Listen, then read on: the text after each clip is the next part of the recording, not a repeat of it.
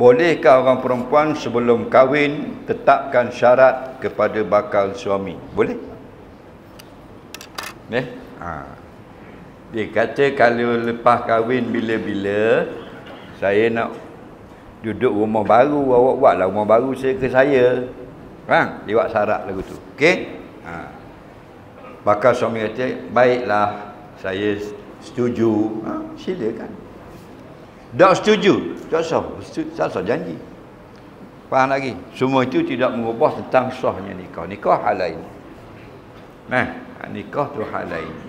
Jangan ada dalam upacara akad nikah syarat-syarat yang menyebabkan jadi tidak sah nikah. Contoh, aku bersetuju nikah dengan perempuan ini dengan syarat setahun saja.